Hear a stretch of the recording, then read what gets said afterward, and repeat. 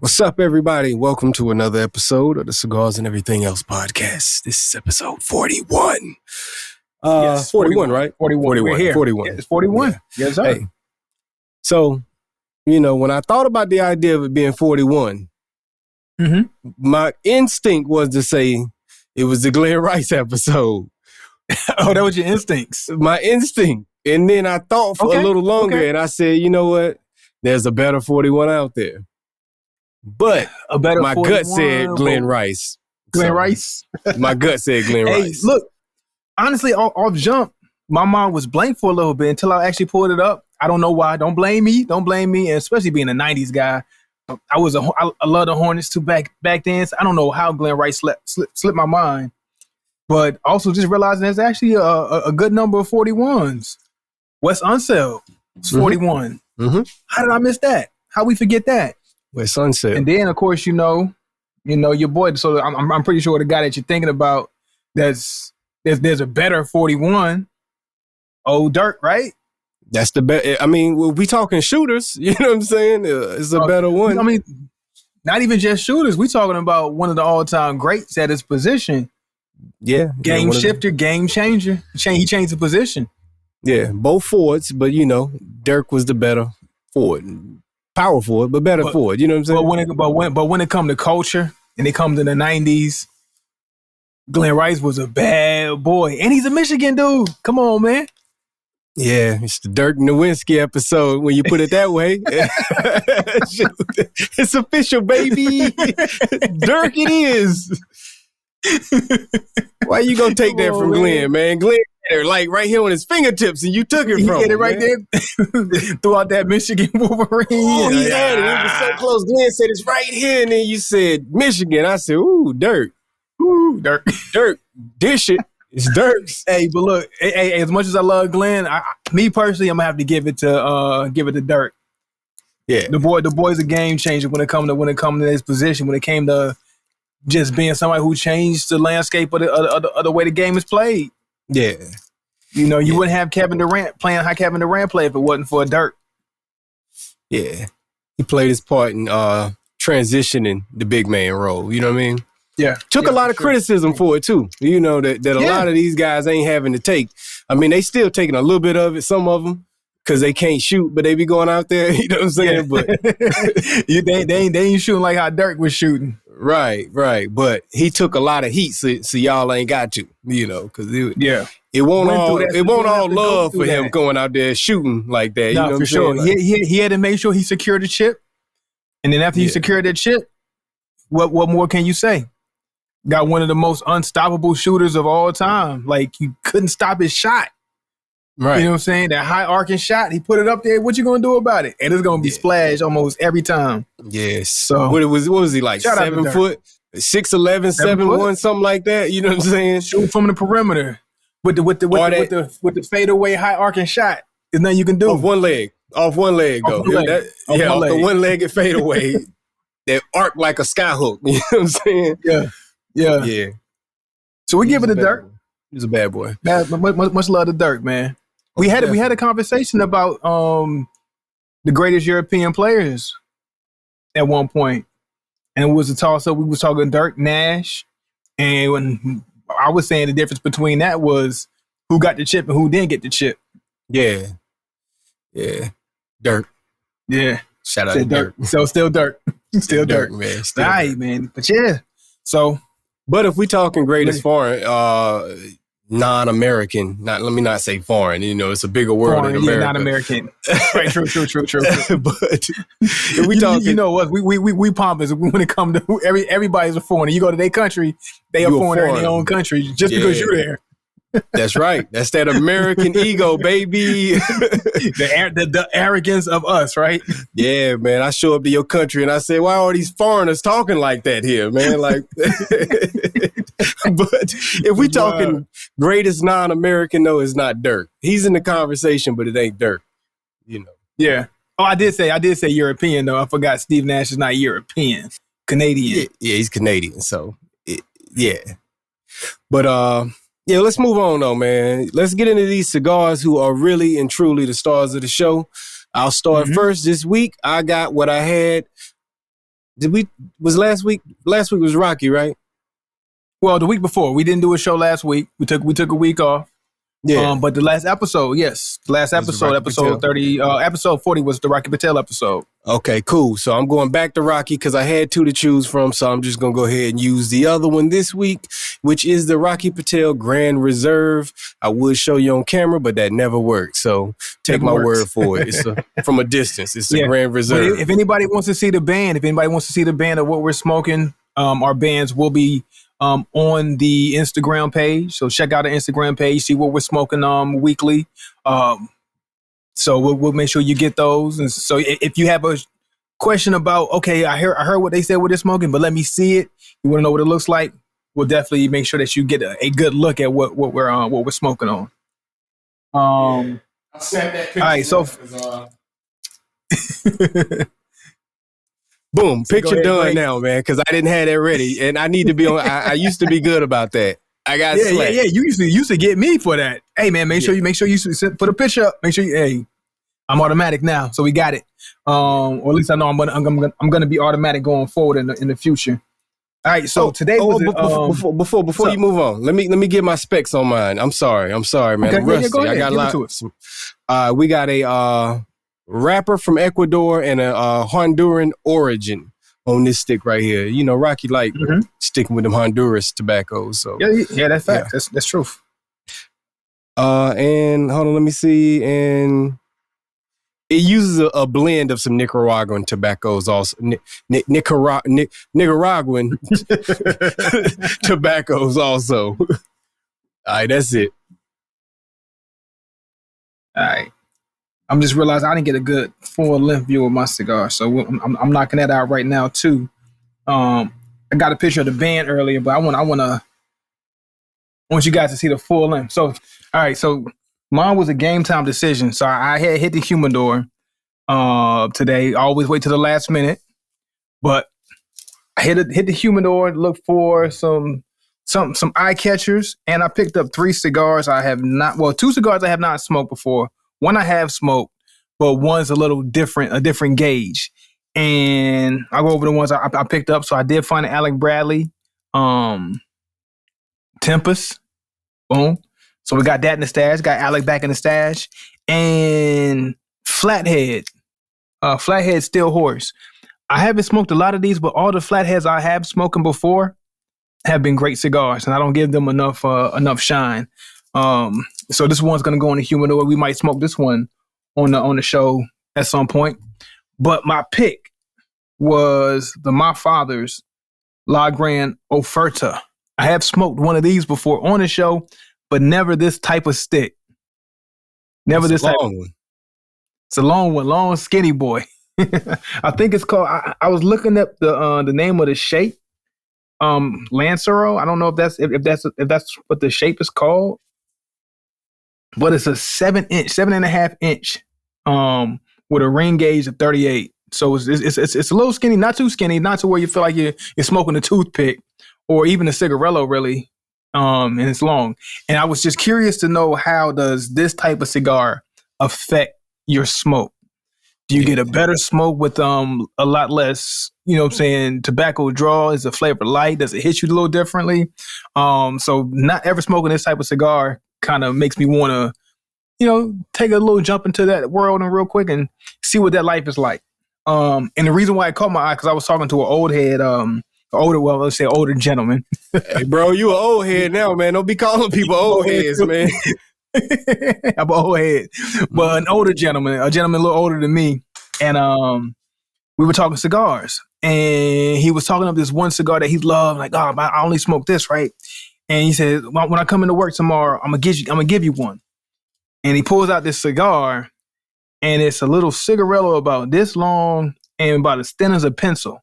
And my first thought was, man, what am I supposed to do with this? It looked like a cigarette, right? And like, but he swore like, hey, this is what I smoke.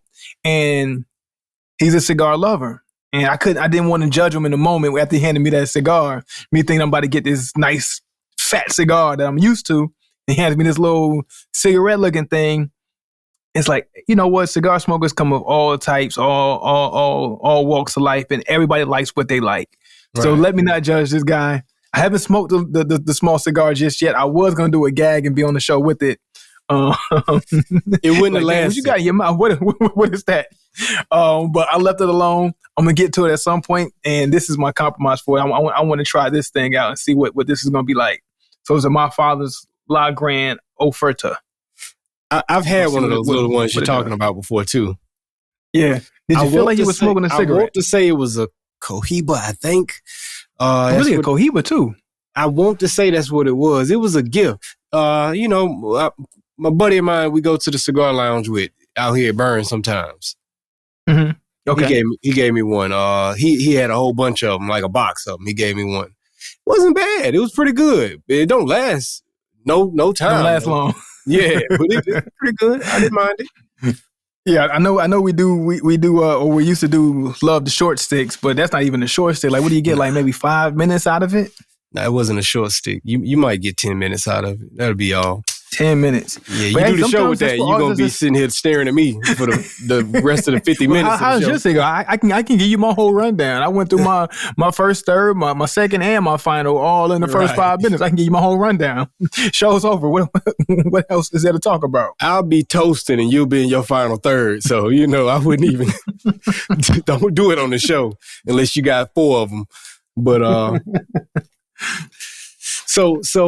a pack. What do you have on? What's the information on this one that you got though? You said it's my father's, right?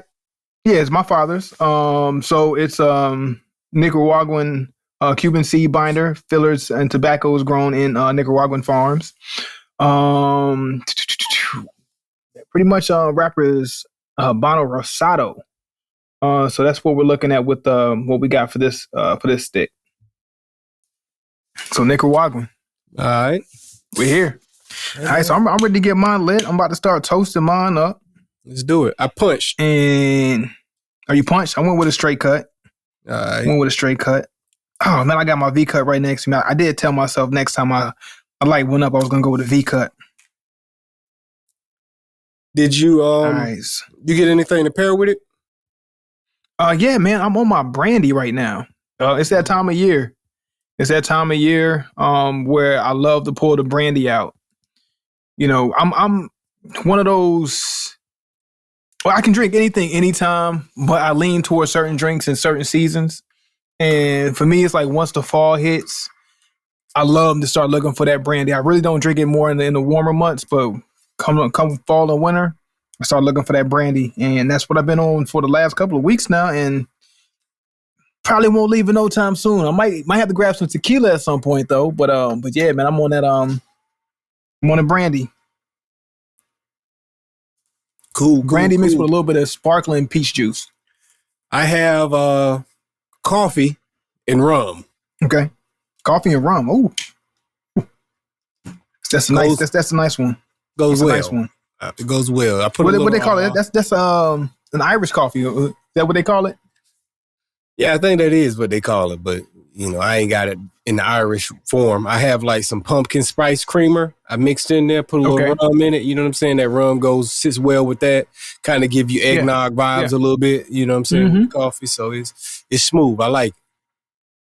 Well, okay. So yesterday you sent me your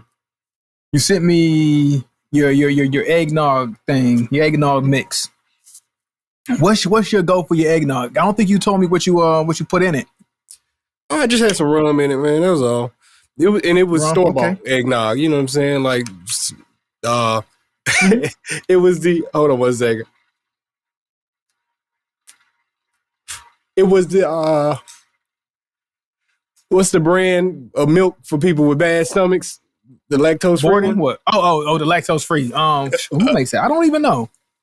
Silk. It was Silk. It was the Silk version of eggnog. It was like $2 and some change. So put a little bit of that in there. I got my shakers out. I had ice in it. I measured my rum and my, whatever the little things is called, man. I'm not no mixologist like that, but boom, dump my little rum in there. Pop, pop, pop. But you play one on TV. Pop, pop, pop, pop, pop. You say what? I said, yeah, but you play one on TV. Not a mixologist, but you get it in. You get it in. You get in. Don't downplay yourself. Don't Yeah, downplay yeah. yourself. I got skills. I don't know what I'm looking at, you know what I'm saying, or what I'm doing. But I'll make you a decent drink though, you know what I'm saying? So it came out smooth. It was extra frothy. I know you commented on how frothy it was. That was just from the shake game, It frothed that thing up. That froth was thick, duck butter. Boy.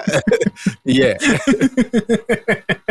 I ain't seen no duck butter in a while either, man. I'm missing it. It's been a minute since I seen any, it's wintertime. But we'll move on, man, because somebody might know what duck butter is and I'm incriminating myself. But yeah, man, it was cool, man. It was cool. Rum. I've been on it was the spice rum. I think you seen it when I had it at the crib the other day. Yeah. But spice rum, I use that for those drinks for like my coffee and what else? My eggnog. Other than that, yeah, I've been looking at them tequilas, man. That's it. Other than that, yeah, I'm a brandy kind of guy with my eggnog. I know you can go rum. I know you can go cognac. I'm a brandy kind of guy. I like to splash some brandy in my eggnog. So just the season, you know what I mean? Just the season for some eggnog with some rum or some brandy. I ain't mad at it. I ain't mad at that. That brandy hit. So I guess I'll go with some of my initial thoughts on my cigar here. It is giving me a little bit of smooth leather, on the top. Okay. Some smooth leather. I got it's a little bit of creaminess to it, very subtle spice. And there's something else I'm picking up on my palate that I haven't quite placed what it is yet. And it's kind of putting me in the vibe of last week's cigar, but more of what I'm into. Okay. Oh, I know. That licorice from last episode that I wasn't feeling, it's a little bit of that in the mix, but it's so much more subtle than it was last episode that it's not bothering me as much, but I am picking up on. That's why I was like, what is this note I'm picking up on?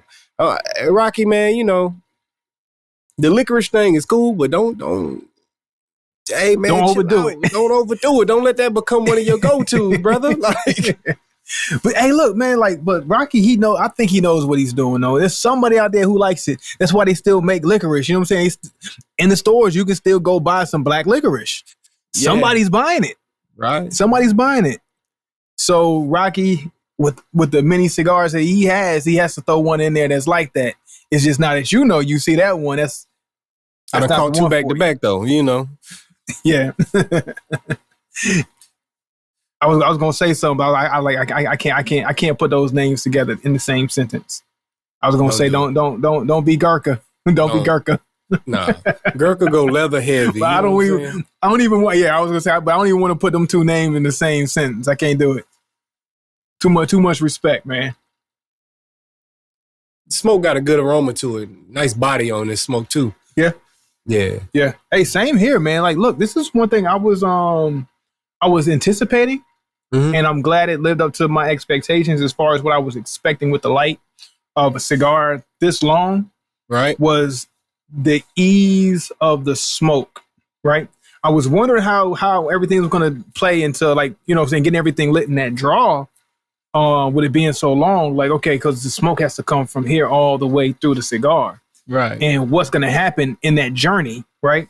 Mm-hmm. But I will tell you what I was hoping to see was a really easy welcome into the smoke. So my first few puffs have been gentle, but with thick smoke, which is what surprised me. So I was anticipating a gentle smoke, like as far as like, okay, it's a long stick that it has to travel through a lot. So it should be an easy welcome into my smoke experience, which it is, and which I'm actually enjoying. I'm getting some notes, some early notes of some nuttiness, some oak, just a hint of spice, like just a touch, just a small touch, which is what I was expecting with the length. That you're gonna get some things should be kind of chill as it takes so long for it to get for you to take that puff. Right. So that's what I'm getting, but I'm getting some really good flavors, a gentle like a gentle welcome to my palate, Right. but my smoke is still thick. Like each puff has been a quality puff, like almost a full body smoke. But I'm gonna still say right now it feels more medium to heavy, so Right. or medium to full, but more closer to the full side though, not quite full, medium to full, but still a good, nice, thick smoke. It's dope. I got duck butter over here as far as my smoke go. So, hey, but look, let's get into something real quick. I mentioned about my cigar last week, and I had the Rocky Patel 66. And lo and behold, the Bible of Cigars, Aficionado, has been releasing a top 25 on the year. So, you know, It's that time of year, yeah. it's that time of the year. So, guess who ends up on that list? All right, It ends give it up to me. being Rocky Patel. 66 ended up on that list. Extremely high. Now, Extremely high. I told you it was a good stick. It just didn't meet my preferences. And I rated it high based off of the fact I could tell this is a quality stick. Quality stick, yeah. But I don't enjoy what they did with their choice of flavors per se. But guess where it ranked?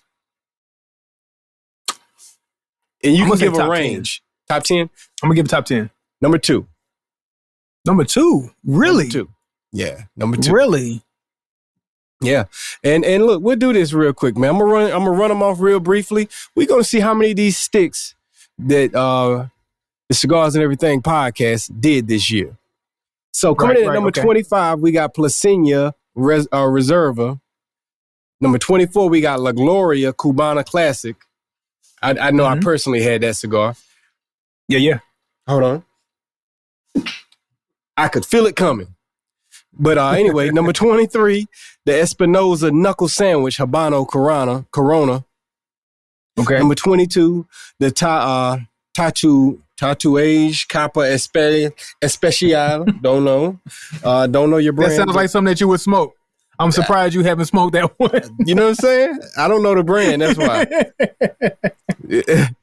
And I don't know this next brand coming in at 21, Alegria Robusta. I don't know Alegria. I haven't heard of that one either. Okay. Coming in at 20, Casa Magna Colorado. Number 19 heard is that the San Cristobal Classico. I feel like you've had that at one point in time. Number 18. I don't think I've had that one. I feel like I've seen it though. Okay, we got 18, Brickhouse Churchill. Number 17, the Cohiba 55 Anniversary Edition Limited 2021. 16, Romeo y Julieta Línea de Oro Nobles. Number 15, we got La Palina Goldie Laguito. Don't know that one.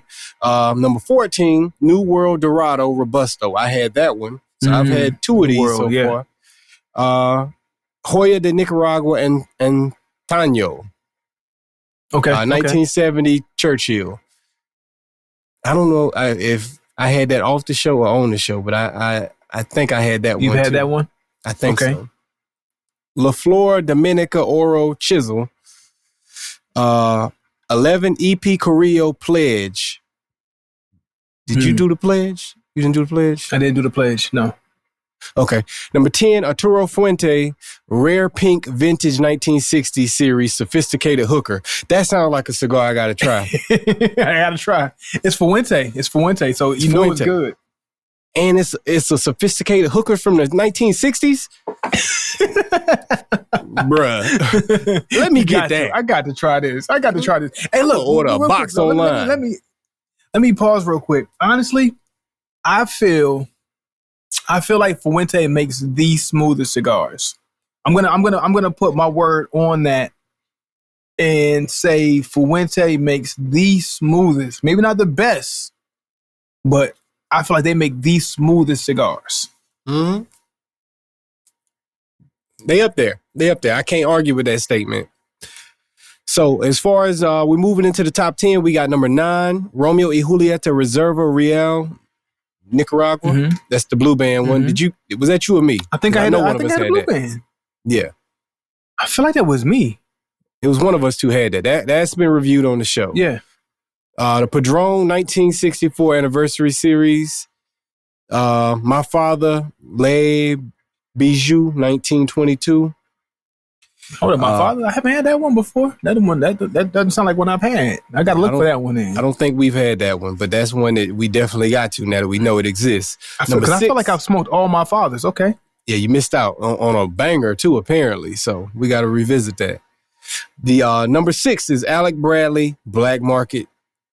Alec Bradley made the top 6.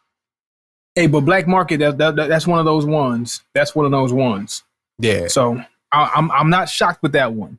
I'm shocked that Alec, you know what I'm saying, the fact that Alec, we're talking about Alec in the top 10, but Black Market, I can't say anything about it. Black Market's one of my favorites. Definitely is one of my favorites. Number 5 is a stick that could be number 5 any year to me. Okay. I was smoking one of these last week and it hit me.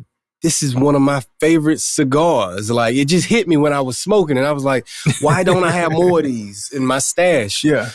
The Oliva Series V. Come on now. Come on. Top 5 every year, right? Any year it can be this. Top 5 any year. Arguably, yes. Bro, that's a great stick, man. Mm-hmm. Number 4, Hoya de Monterrey. Number 3, Davidoff, Nicaragua. There you go. That was my one. That was my one. I did. And is that the box press or which one is that? It doesn't say box press. It says diadema. It's not a full picture of the stick, but it looks like it could be a torpedo shape. Okay. I know any one of those Davidoffs that I had can easily be top 5. So I'm not shocked. Either way it went. I know I had a favorite personally between the two that I smoked, but either one that could have landed in it. Davidoff makes good cigars, man. Yeah. I definitely, as I increase my pocket, when my pockets get a little deeper, I'm definitely keeping Davidoff in the stash. That's gonna be like my luxury. I want to have a luxury smoke. That's gonna be like my Cohiba. That's my Cohiba equivalent. It's gonna be Davidoff. That travels with you. Mm-hmm. Yeah. There you go. Vacation sticks. Number 2, Rocky Patel 66. And number 1, ding, ding, ding, ding, ding, ding, ding, ding. H. Upman, number 2. H. Upman, really? Yeah. Really? Hey, man. Cigar I feel bad because H. Upman was a cigar brand that I used to like early on, and I never followed them through. And I should have. At this point, you know, as deep as we are in the cigar game, was something that I did enjoy back early on. It's just the fact, I guess it was so many different cigars and so many that I latched onto. That was definitely in the running. And that was like a turn of where I was going with my cigar journey. H. Upman should have made that cut to be one of those ones that I carried through. It's a good brand. I never had a bad experience with H. Upman. It's a good brand. It's a good brand.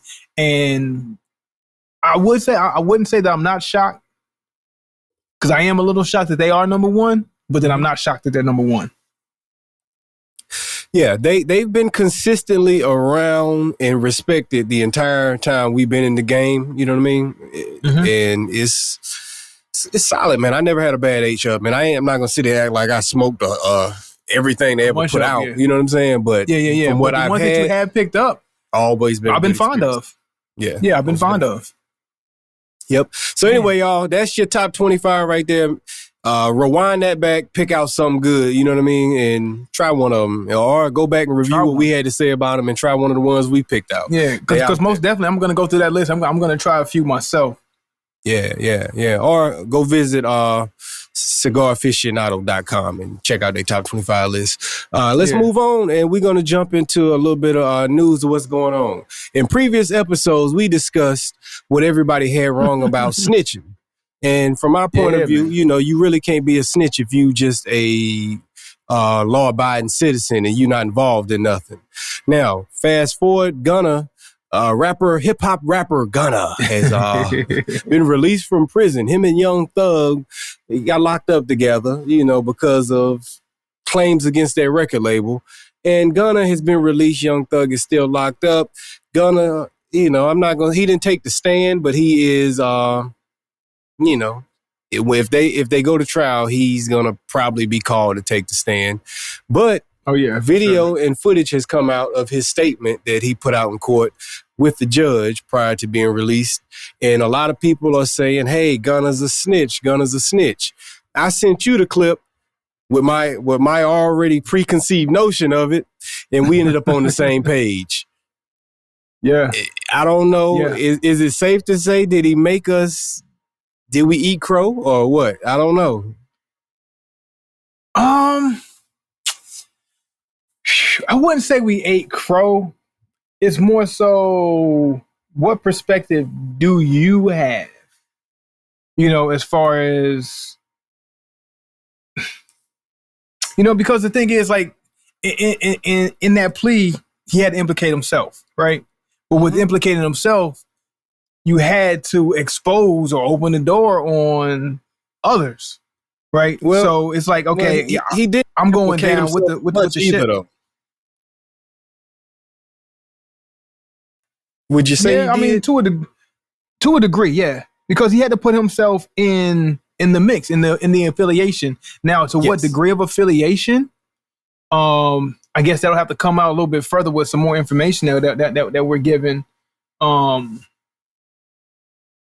But I don't know, man. I don't know, because I sat there, I watched the video, and I listened to the questions, and as he was agreeing or disagreeing, and he agreed to most of what they were asking him.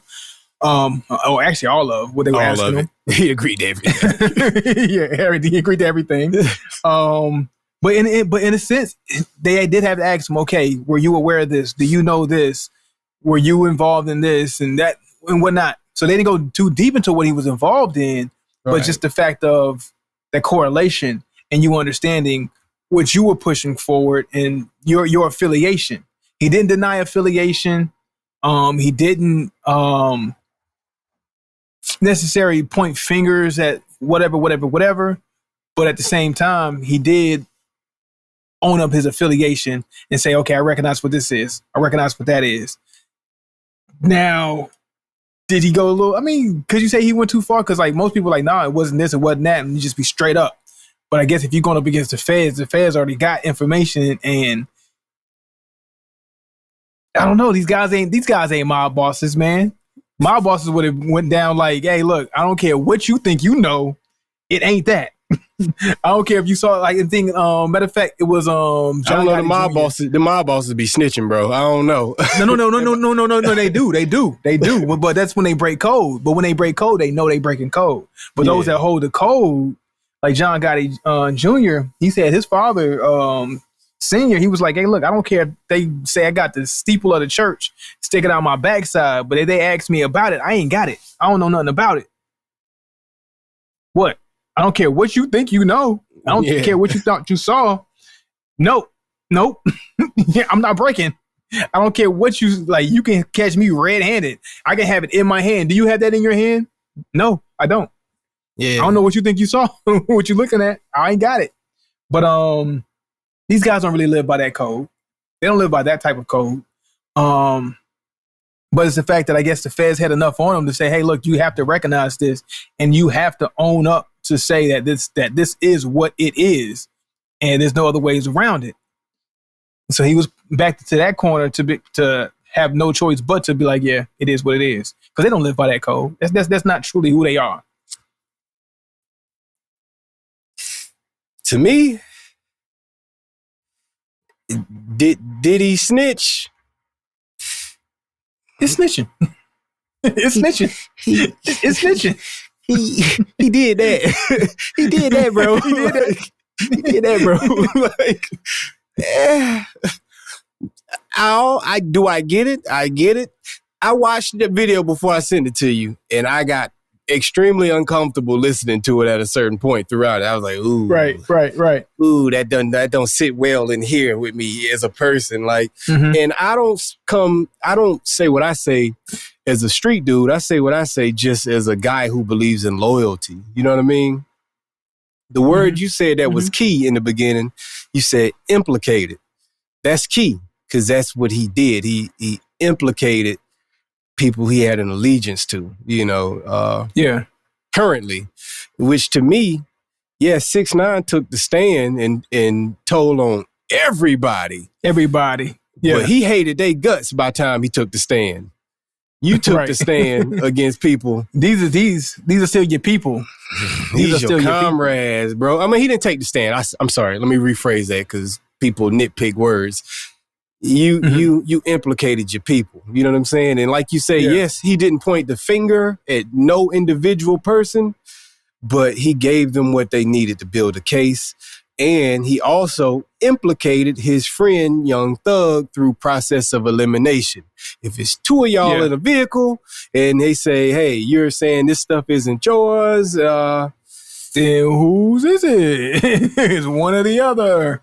You know what I'm saying? So it's kind of like, it gets uncomfortable listening to that because I put myself in the shoes and I'm like, yeah, you want to go home and see your family. You want to be free, especially if you just a rapper and you really ain't involved in all this stuff that's going on, but you know you're around it.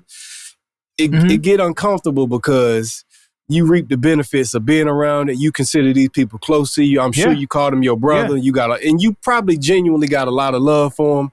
And then you turn around and put them in a position where they're not going to be able to see their family. So you can see yours right now. Right now, immediately, versus maybe I take a little bit of time to make sure they don't take as much time down the line. You know what I mean? Like, because once you know what it is once you involved in this. If you attach yourself too closely to anybody that you know out here committing crimes, you know what risk you running. You know what I'm saying? And that's what we talked about on the podcast when we talked about snitching. How close are you to that activity of what it is that you're around? Like, okay, you're not a part of that, and if you tell them, okay, this is not my life, I'm not in that. So if I'm telling. I'm just speaking on the outside, but something that you're in. These are your people in-house. You know what I'm saying? When you go and you offer up information and tell about something that you're involved in, now to what degree? Maybe you're not doing exactly what they're doing, but whatever it is they're doing, you're probably benefiting from it somehow, whether it's the street cred that you're getting, whether it's the money that's being brought in and brought around, you're benefiting from it. You know, you're getting accolades from it. You know, you're standing right beside them at all times. Anytime. And it's like, hey, if I go down, you go down. And how do you do that? How do you do that? So it's like, okay, you got to take one on the chin for yourself because, like you said, this is what you put yourself into. Now, if that's not you, and you didn't put yourself into that, and they try to bring you down, like, hey, look, that one, I ain't had nothing to do with none of that. I ain't know what was going on. That's different.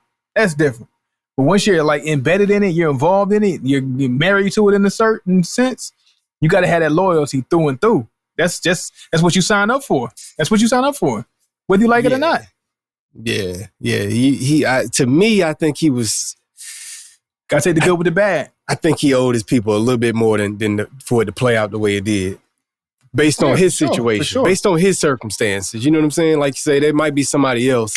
I think last episode, when we talked about it, we gave the example, if there's somebody and there's some weed in the car and you riding around with them and you didn't know your person brought the weed, you expect them to, them to stand up and be like, hey, that's my weed. Because you know your homie didn't know that you brought that in there and he ain't involved. Hey, come on, man. Yeah. But if I'm riding through and through with you and I know how you getting down and I'm still standing side by side and throwing up my hands repping, like we got to take that hit together. You just as well have been doing crimes with me at that point. You know what I'm saying? Like you too closely affiliated to step back and be like, and they a gang, they the bad guys and they need to stop. Like that's like, ooh, that's uncomfortable. Like so it's like either you disassociate yourself and you stand against it, or if you're gonna ride, you're gonna ride. Honestly, like I'm gonna go this far. I had a really good friend in high school. And he went down the path. I went down the opposite, the totally opposite path. Like okay, that's not what I'm doing. I'm not okay with that. That's not cool by me. Because I know if we riding and something happened, I got to go down with you because you my boy. Right. Now you can still be my boy, but then I'm gonna start separating. I'm gonna start drawing some lines Because if you get caught up in something, I'm not trying to get caught in, and we're having this conversation directly. So look, hey, bro, I'm not down with this. This is not what I'm about, right? Right. And we had to take our separate paths, even to the but we're still cool to the point of, okay, he can call me from jail. My man is in jail still to this day. And he actually came home not too long ago. I'm gonna say not too long ago. It was like maybe 10 years ago. He came home, ended up going back, and it was at a point where he wanted to actually, come live with me. Yeah. He had just got out, but I'm like, my son was just born. You know what I'm saying? I've got my family, and I'm like, I had to tell him no. I had to tell him straight up no. You know what I'm saying? My son was just born. I'm just getting my life going. And I already know that whatever he's attached to, especially years removed. So this is from high school, and then 10 years later, he gets out. He's still doing some things, but still trying to do some other things. I'm like, hey, look, I can support you in another way, but you can't come here, right? Yeah. Because you still my boy, and we had to have this understanding, but it's going to have to be some separation. I can only be but so down with you through the situation. Like, if you want to get on your feet, you need a job, this and that. I can help you with those things, whatever it is, but we ain't kicking it like that. Yeah. And that's just a manhood decision I had to make, because I know if I'm ever put in that situation and I got to talk, and that's not the life I'm in, then I'm gonna have to. Yeah. Because I got a family. But then if I'm in that life with you, I'm gonna just have to take that on my back. Right. But it's the fact that I wasn't in that, so I'm not gonna stand with you. Right. I'm like, I help you, but I can't stand with you. Nah, it makes sense, bro. It's funny. I don't think we ever discussed this. That story that you gave me, and I don't know if I ever discussed this with you, but I got the exact same story. Like, oh yeah, exact same story. Yeah. Friend of mine from middle school. Once I went to college, and he went up north. He was from Baltimore, and then he moved down to where I was at, and we was good friends throughout middle school, high school. When I went to college, he went on back up to Baltimore and sold to an undercover. Tried to run from the undercover, ended up shooting him. Did some time. So when he got out, I'm in Georgia at this point in time, and he gets out around the time that my son was born. And I'm like, hey, bro. Oh, yeah? And yeah, he wanted to live with me also. He was like, man, maybe I can come down there. He was in the halfway house. He was at this point, and he was like, hey, I want to maybe start over down there. But it's like, hey, bro, I got a whole nother situation, man. I just can't have the homies living in the house with my family while they trying to get on their feet. Like, it's just not fair to them. Yeah. Like, it's one thing if you come into the picture and I'm on my own, I help you out, but I have to help you in other ways. I can't help you that way no more. Like, that's right, in other ways. I have other people that I'm responsible for. You know what I'm saying? I have to be responsible for you from a distance. I can't do it like we still in high school. You know what I'm saying? And right. There's a part of you that feels bad about it, but at the same time, yeah, no, for real. I have to weigh my other decisions, and I got a family. That's gonna have to be my priority at this point in time. Yeah, and I had a tough situation of sitting back looking at that situation. Matter of fact, I was having this conversation maybe like 2 weeks ago, and thinking like, man, I feel bad because he ended up going back. And if I'm not mistaken, he's still in. Like, he had called me from jail like maybe 2 years ago, a year ago. Yeah. Still in jail. So I'm assuming he's probably still in jail now. Haven't talked to him in a while. Or at least in like a year. And it's like, okay, if I would have let him come stay with me, would he be in jail today? Or if I would have let him come stay with me, would I be in a bad spot? Because like, did you continue your ways because that's who you are? Yeah. Or have an opportunity to get away from that, would you have changed? Or would you have brought that situation over to where I'm at? Right. So it's like, I still was dealt with that twofold thing. I feel bad, but dang, maybe I made the right decision. Cause it's like, which one was it? Which one was it? Could he have done better by removing himself from that situation, or would he have brought that to me? And it's like, I felt bad on one sense, but then I felt like, okay, maybe I made the right decision on another hand. Yeah. I understand that line of thinking, But I would say this for yourself and for mine, for my own situation, since they're the same situation pretty much, we're not responsible for, we'll never know if he would have went left or right if you'd have gave him the chance to be in your lifestyle. But what we do know is the fact that he had the people that he had to go to didn't give him the chance. That says a lot about his previous lifestyle. You know what I'm saying? Like that you burned a lot of bridges, that you were one of the people that he went to, but he didn't have nobody else. Like, you know what I'm saying? You couldn't have been his final option. Just like how he wanted to come to me, my friend wanted to come to me. You have to have some other options in your life. You know what I'm saying? Like, people that would do that for you. And if we're the only option, that says a lot about your life before. You know what I'm saying? You really burned a lot of bridges along the way, and you don't, you know what I'm saying? Like, and the thing is, like, especially when you know how somebody grew up too, it's like we literally almost grew up the same. You know what I'm saying? Like, almost the same. Like, I knew him when I lived in Japan. So I know you wasn't in the hood in Japan. Right. Nobody was in the hood in Japan. We were all living on base. You know what I'm saying? So this is all the way up to middle school, almost high school or whatever. And then I moved to North Carolina. And then he moves to North Carolina. His father was in the Marine Corps too, just like my father was in the Marine Corps.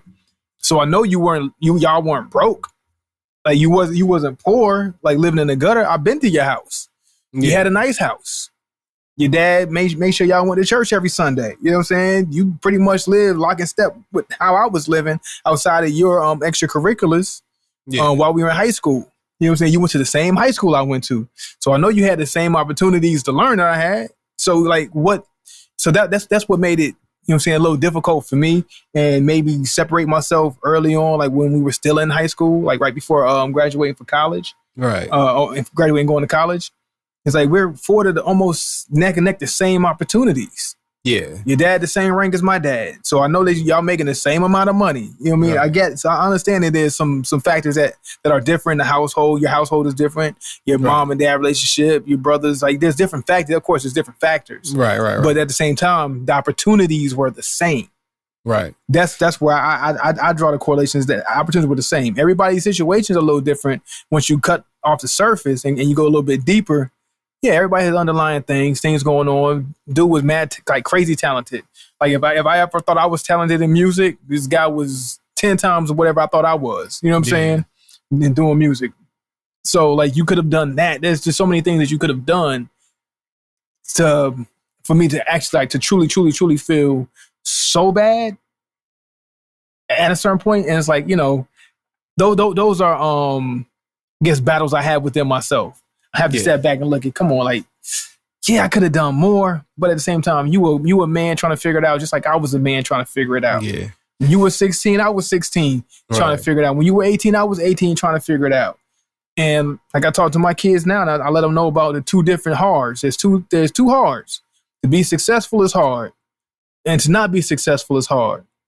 To have is to not have is hard, and to gain is hard. Right. So which hard do you want? Right. And it's like we chose two different hards. Right. Hey, I agree with you, man. That's a great point. You guys took such similar paths that it actually boils down to some self-accountability and what personal choices you made that put you in the position you in. So that applies perfectly to your circumstances. Me and my friend, you know, his circumstances was definitely a little different, you know, from his household and how he came up. You know, he had his parents there, but he was adopted. So, you know, and his mother, it just, I don't want to get too personal into his business, but they had a full household, but it was weird. You know what I'm saying? It was one of those situations. So I can understand how it threw him off, but even then, it once you get on your own and you got to be a man. You got to. It comes down to your own decisions and your own hustle at that point in time. So, but let's move into the midpoint review, and then we can jump into something else afterwards, man. For me, yes, sir. This particular because we was getting heavy, man. We was getting heavy. Yeah. We're gonna end up finishing the show on this. For me, this Grand Reserve is man. I can tell it was a harsh line between the first third and going into the second third. The jump, it wasn't a transition. It literally. I took a pull and I said, "Oh Lord, I'm in a whole nother. This is different. This is totally different." So I started picking up on nuttiness. I started picking up on a little bit. The spice changed. I wouldn't say that it dialed up, but it did change. It had a different type of spice to it. A little bit of caramel, some woodiness. I think I said nuttiness, and one other thing I had in mind, but it slipped my mind now. But those are some of the characteristics I started picking up on this one right here once I jumped into this second third. So it was a shift. But I like this third better because it doesn't have the licorice anymore within it. Right. But it's got a lot of the same similar notes to what had in the first and a few new added elements. Nice. I like that. So far, of course, with the flavors, we already know the flavors are killing the other cigar that you had. But as far as like the quality, are you feeling the same quality as you had with the previous smoke? Yeah. Normal Rocky Patel quality. You know what I'm saying? Okay. Yeah. I had to ask. Yeah. Now I had never noticed a cigar that make a jump like that. You know what I'm saying? I don't know if that's construction or if that's, just how it was kept up with from either the humidor of mine or the store, but I ain't mad at it. It didn't hit me like where I was like, in a bad way, because when it did transition, it transitioned into something I enjoyed. It just, let me not use the transition word. When it switched, it switched into something I like. It wasn't even a transition. Nah, it just switched. Yeah, but what you got going on with yours? Okay. Well, with mine, man, I'm loving it so far. I'm still loving it. The little bit of spice that I was getting at and off the first light, completely gone. And I know while we were just talking about Fuente makes the smoother cigars, this one kind of reminds me of how Fuente makes their cigars, like that smoothness. Like I'm getting it's smooth. It's smooth, man. This is smooth. Good earthy tobacco notes that are coming in. That nuttiness is still there. Completely opposite of yours. I don't know if it has anything to do with the length, but I can tell the changes that are happening as this first third is finishing. But everything is so like it's gradual. The spice that was in there dialed back nice and slow, gave me what I wanted, and then cooled out as I needed it to. Yeah. Everything is just smooth. I don't know if maybe that's the length of the cigar that's making this actual transition, be so gradual and so smooth right now. But yeah, man, I'm with this. I'm with this so far. Okay, cool. All right, so let's move into some tech talk. Okay. My friend Denzel here has randomly out of nowhere became a TikToker. He's an influencer on social media. He didn't even know how to use it. Now he's an influencer, man. And you've been learning a lot of things. I've been learning all the TikTok dances. I've been learning all the TikTok dances. He's been learning the dances, but it's taught you something about the world we live in also, man. So, I want to hear you kind of break this down. All right, man. So yes, I have ventured into the world of TikTok. I've had a TikTok for several years, believe it or not. If you go back to my first post, it's like maybe 2019, 2020, early 2020, whatever. You got on as soon as it opened up, didn't you? Yeah, I had TikTok for some years. And that's always been me. Like Snapchat, I had Snapchat early on before people was on Snapchat. Just never used it. Like I always grab these technologies. Like for one, we've always talked about technology and being a tech guy and trying to stay on top of technology. So there's always been me. Like I always put a foot in or put a hand in. But whether I do something with it or not, if it becomes too popular or if it becomes this or that, then I might not mess with it. And like, all right, that's not for me. So I always had TikTok in the tuck. And just never understood it, for one, and then understood the power of TikTok. So yeah, no, I'm not on TikTok doing TikTok dances and TikTok challenges and all of that craziness. I still use it how I would use anything else, like an old man. I'm gonna shoot a regular video and a regular picture with some music behind it and a caption. That's it. I ain't doing all these effects, the dances, all of this. Nah. So that's not what I'm there for. You the dude on TikTok that's like, Hey, I'm here to meet my wife. You know, if y'all like me, you know, God gonna you that dude. No, not that far. Oh, okay. Not that far. No, I'm not that far with it. But it's been a cool experience though. Respect to the OGs, right? Yeah. The old heads. Yeah. But nah, man, it's been something that I've been like understanding because we've been on this whole technology thing, this wave, and understanding how different things are and how they're shifting the game. It's a game changer. You try to use social media to try to connect and build connections and sell this, advertise that, whatever. Get who you are out. Like it's really making the common individual able to build their niche of whatever it is that you want to do. You can reach people, and this has been a worldwide approach. Like I've was able to reach people in different countries through Instagram and stuff like that, and made a couple of connections through Instagram. But this has been by far the fastest and the most widespread reach I've ever seen ever in technology. As soon as you throw a post on it, you go live. You got people that's willing to come into your live and talk to you. They can't even speak your language. I've seen some people's lives to where they invite somebody in and they're just staring at each other for like a good minute and a half and trying to speak to each other. And one speaking this language or somebody speaking English, but it might be a different dialect or accent. And they're like, I don't know what you're saying. I don't know what you're saying.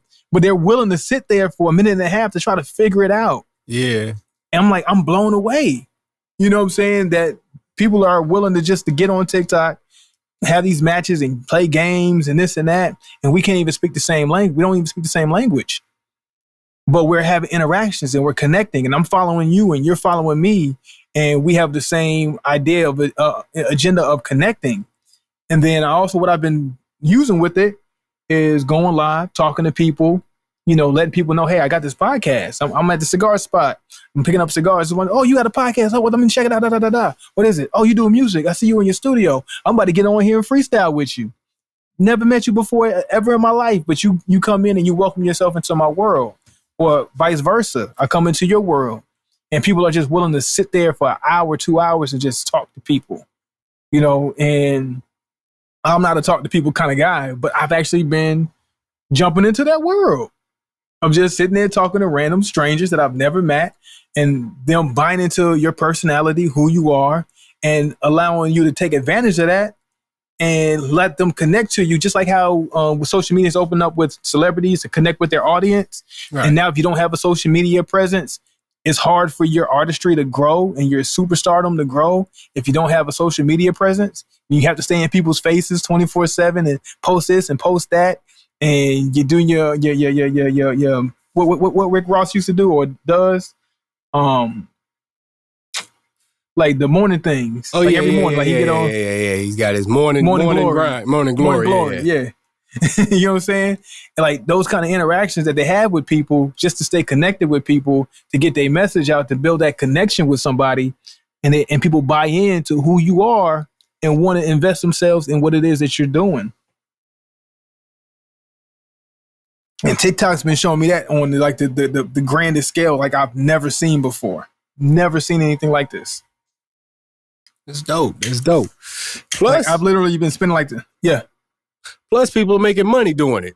Strangely enough, enough, man. I looked at my account. I'm like, hold on, where does money come from? It's not a lot, but it's more. I mean, like I'm just talking to people and people leaving gifts for you, and you know, whether it is they like the way you look or they like what you're talking about, or they see, like sometimes I'll be in uniform and then I'm at work on duty and going live and people come in and talk, hey, thank you for your service. I'm going to drop you some gifts and boom. Oh, okay. Well, I appreciate that.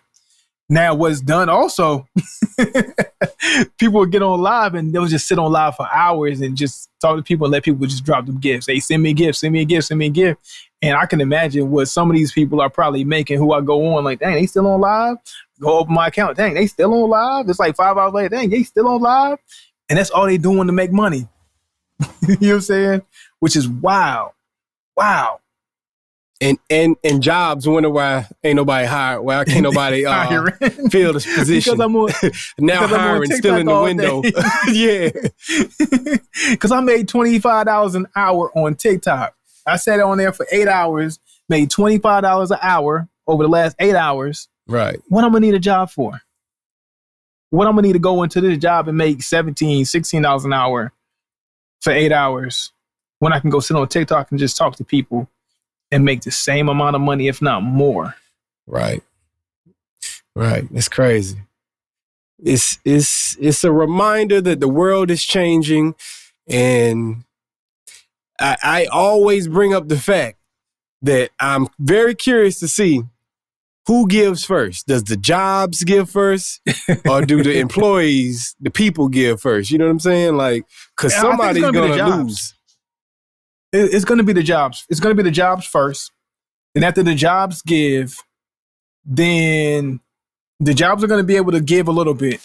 But then once the jobs start going in the direction that they're going, especially with we don't need people, or we can do more with less manpower. Okay, I give these people the ability to work from home and they can produce twice as much at home than I can have with more people on the job. Right. Okay, my need for positions have drastically decreased. I don't need 10 people. I only need 5. And these 5 people work from home. I'm saving bottom line. I can give them a little bit more money. But at the same time, they're able to be more productive at home than they are if they have to drive an hour a day just to get to work. They groggy by the time they get there. They produce less while they're there. Yeah. Whatever. You know, and I'm pretty sure there are people who are picky out there that aren't even looking for jobs that if I can't work from home at least 4 days out the week, I'm not even entertaining it. Right. I'm pretty sure that there's a large group that's out there like that. Huge. Like if I don't have a work from home option, don't even call me. Right. Yeah, because you gave, the world got it. Everybody got a taste of it. Everybody going back afterwards. Like, you know what I'm saying? The only people that's going back is the people that didn't like it. Like, but everybody else is going to be like, because that, don't get me wrong, there's a lot of people that need that energy of being in the streets. You know what I'm saying? Like, going to an actual place to feel like they're being productive and to stay focused. Having a 1 hour lunch break where they drive over to Chick-fil-A and wait in line. It makes them feel like they're doing something. You know what I'm saying? With their day. Yeah. So everybody, it's not for everybody, but I wouldn't be shocked if a large amount of the population ain't looking back and it's remote only from here on. Like, and, yeah. I mean, like, but it's twofold. Like at the same time, like jobs are looking for people like that too. They're opening up to that. They say, hey, you know what? That's a more viable option for my company. Yeah. Hey man, but it's still the jobs and people are on a trajectory course of who's not gonna need who first. And TikTok, it's Airbnb, Turo, whatever Uber, the food delivery, Uber Eats and DoorDash and all these places, they are really making it where people don't need the jobs. TikTok, that's the obvious one. It was right there in my face. Instagram, YouTubers, all these places. You know what I'm saying? Like Facebook even. Yeah. Like they're making it where I don't need you and I'm going to make way more than your stinking $15 an hour. Yeah, TikTok really blew my mind because like Instagram, YouTube, of course, you have to do more to monetize. It takes more to monetize. Right. With TikTok, I didn't have to do anything. Like I already have money in my account and all I had to do was hit 1,000 followers, be able to go live for people to give me gifts. I didn't have to do any paperwork. Yeah. Nothing. It's just, okay, hit 1,000 followers. I had an account for the last 2-3 years. I'm now over 1,000 followers. I can now go live. People can start giving me money. Right. That's it. Simple as that. No paperwork need to be done. No applying for this kind of account to monetize this and that. And you know what's interesting? You've been able to pull this off and you're like a self-proclaimed, like I'm standoffish in the sense I don't really want to be entertaining a lot of strangers and stuff like that. You know, so the fact that even yourself, knowing that you bring that to the table can do it. Imagine what somebody that's a people person that just want to be in somebody's face all the time can do. Like they can probably make astronomical and I don't pay. and I don't have a lot of time in my day to even entertain it. I don't have a lot of time in my day between family and work and personal and working out and running for an hour and a half every other day, hitting the gym for 2 hours. Like I don't really have time. But you have people who literally have nothing but time to be able to do that and then have the personality for it. I don't feel like I have the personality for it, but I've even done it. And that's like what blows my mind. You know, those who got the personality for it that can just go out and just go get it. Like, hey, they killing it. I know they killing it. Right. So job for what? Clock in for clock in the who for what? All right. Or if you got a remote job that ain't doing much, clock in and then go get your TikTok money until you don't need that job money no more. You know what I'm saying? Like, yeah, man. I'm sure that people doing that. I whenever I've gone on TikTok and looked in the live area, I see kids at school, in class, live. Mm-hmm. Like, so people are just doing it throughout the course of their day. Like you say, you've done it while at work. Yeah, I'm sure there's a lot of people just, hey, let me hop on for about 15, 20 minutes here. Give me some quick money. Move on. It ain't like you got to be doing a lot. People come in and their traffic is constantly rolling in anyway. You know what I'm saying? Constantly rolling in. Yeah, you're always being thrown on somebody's page, and then you meet these are strangers. And the thing is, like I said, it's not just who's in your AO, like who's just around you in your city. We're talking about this is worldwide. Yeah, worldwide, Africa to Asia to wherever, and people can find you and jump in and just what up? Like, who are you? Oh, who's this trying to come into my? Oh, let me. And you sit there and y'all talking about whatever. Like, who are you? I don't know you. You don't know me. But we're connecting and we're building. And then your people who are on your live, they see me and, oh, I like this guy. He seems cool. Let me go follow him. Every time I go on live, I at least come back with maybe like another 30, 40, 50 followers in just a few minutes. Connecting with people. Because this person I saw on this person's live, they on my live now. Oh, no, now they're a follower of me. They like what I do. Like, it's a lot of sharing of resources and connections. Right. It's a web. It's insane. It's a web, and it's a big web that is. Right. So I'm looking forward to it to see like what the reach can be, and what the outcome can be from that reach. So it'll be dope. It's gonna be dope. Most definitely. All right, well, shoot, man. Let's get into the final reviews for these sticks. I know that final review came right behind the shorts, the midway review, but we don't care, man. Forget it. You get what we got right now, man. Right. All right. So you want me to go first? I'm gonna go first. You go ahead. I want to finish up with your Rocky. All right. Yeah. So my father's La Gran Oferta. Great stick, classic. My father's. Still my father's is still my top brand. I don't see that changing just yet. No time soon. Until another brand has this consistency that blows me out the water, just blows me away. But with this type of stick that I've never had, a 7-inch stick with a 38 gauge, has been probably one of the smoothest cigars that I've had in my time of smoking cigars. And I think it gives a nod to the shape, to the length of the cigar. It's been a real easy smoke, but with good thick, a thick body, full body smoke. I feel like the smoke is actually thickened up as I smoked it down some. So it's giving me a good, nice, creamy, full body smoke throughout. It's just real smooth, man. Good flavors, good earthy flavors. Like if you like just good, strong, smooth, I don't know if I should say strong or smooth, but rich. Let's use that word. Yeah. So rich, smooth tobacco flavors of just nice, good nuttiness, oak, earth. Not doing too many crazy, like you said, like the leathers and licorice and all that kind of stuff. Nothing like that in it. Not too oily. Just real smooth, real subtle, gradual shifts from the first third into the second third, even though it doesn't look like it. Still got a lot more stick left. And then with it being this small, I was wondering how fast was it going to burn. We've been going for an hour, and this is all I got so far. Yeah. So I thought this was going to be a quick burner, and it is not. Yeah. It is not. It is still an hour plus smoke. It'll probably give me a good 2 hours out the smoke, to be honest with you. You're nearing the halfway mark. So, yeah, I would say so. Nearing the halfway mark, yeah. So, but with that said, man, I'm going to give this a nice, strong 4.6. 4.6. 4.6 for the smoothness, for the burn, the quality of the smoke, the flavors. So it was good flavors, good quality, good build, good draw. I don't see anywhere where I've lost with this cigar, like at all. So only thing that's getting me from a 4.5, like it just doesn't hit me with all the flavors that I love just yet, which is still yet to come. So who knows? I can knock it up another 2 points, or I can knock it down another 2 points. Who knows as the smoke goes? But at right now, I'm saying a strong 4.6 on this bad boy right here. Hey, that's a high score, man. 4.6 out of 5, y'all. So now, with me, I would say I'm gonna rate this Rocky Patel Grand Reserve. I'm gonna go with just an even 4 out of 5.